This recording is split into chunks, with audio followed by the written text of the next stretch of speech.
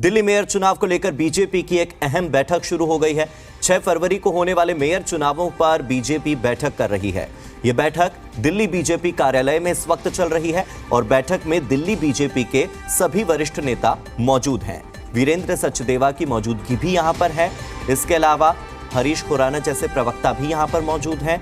BJP के सभी बड़े पदाधिकारी और वरिष्ठ नेता मिलकर चर्चा कर रहे हैं कि 6 फरवरी को बीजेपी की रणनीति क्या होने वाली है।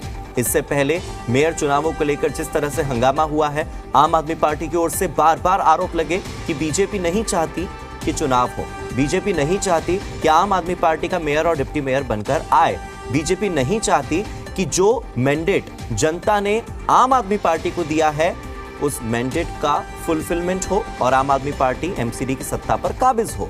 और इसी बात का डर बीजेपी को सता रहा है। 6 फरवरी की तारीख को बीजेपी क्या करने वाली है? क्या बीजेपी के रुख में कोई परिवर्तन होगा? क्या आम आदमी पार्टी के रुख में कोई परिवर्तन होगा? ये दोनों ही चीजें देखने वाली बात होंगी। आपसी तालमेल दोनों पार्टियों के बीच कैसा होता है?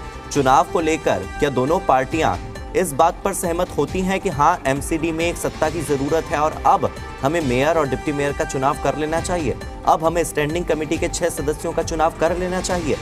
जब इस जरूरत को ये दोनों पार्टियां महसूस करेंगी तब जाकर के 6 फरवरी को दिल्ली नगर निगम में मेयर, डिप्टी मेयर और स्टैंडिंग कमेटी के 6 सदस्यों का चुनाव हो जाएगा। और दिल्ली से मेरे सहयोगी तरुण कुमार जुड़ चुके हैं ज्यादा जानकारी के साथ। तरुण, ये बैठक इस वक्त चल रही है दिल्ली के बीजेपी कार्यालय में।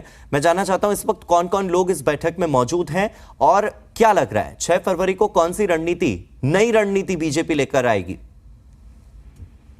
देखिए, बीजेपी की रणनीति का औपचारिक तो फैसला जो हुआ है इस बैठक के बाद पता लगेगा कि क्या रणनीति पार्टी अख्तियार करके चल रही है। क्योंकि कल तक तो पार्टी ये क्लेम कर रही थी कि आम आदमी पार्टी के अंदर 2 फाड़ हो चुके हैं और मेयर इलेक्शन आसान नहीं रहेगा आम आदमी पार्टी के लिए अपना उम्मीदवार जिताना। और मेयर इलेक्शन के मद्देनजर क्योंकि 3 डेवलपमेंट होनी है, मेयर इलेक्शन है, डिप्टी मेयर का इलेक्शन है और 6 स्टैंडिंग कमेटी के सदस्यों का भी चुनाव होना है हाउस से। लिहाजा इस बैठक के बाद पता चलेगा कि बीजेपी कितनी परिपक्वता के साथ इस इलेक्शन के अंदर पार्टिसिपेट करने जा रही है।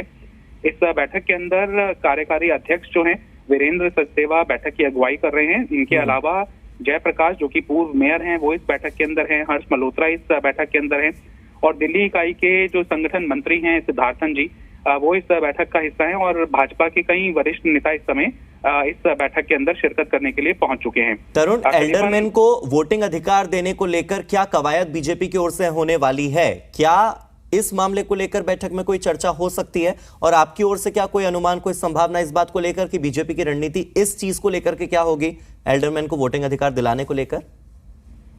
देखिए, इस बैठक के अंदर फैसला उसके ऊपर होगा तो शायद औपचारिक ऐलान किया जाएगा, लेकिन मुझे लगता नहीं है। पीठासीन अधिकारी क्या नियमों का हवाला देती हैं वोटिंग राइट देने के लिए या ना देने के लिए, ये मेरे ख्याल से हाउस की मीटिंग के बाद ही इस रणनीति का बीजेपी खुलासा करेगी। अपने पत्ते अभी बीजेपी पूरी तरह से खोल नहीं रही है क्योंकि उनके नेताओं के लगातार ये बयान सामने आते रहे हैं कि पीठासीन अधिकारी के विवेक पर और नियमों के ऊपर निर्भर करता है कि वो एल्डरमैन को वोट देने का अधिकार देती हैं या नहीं देती हैं।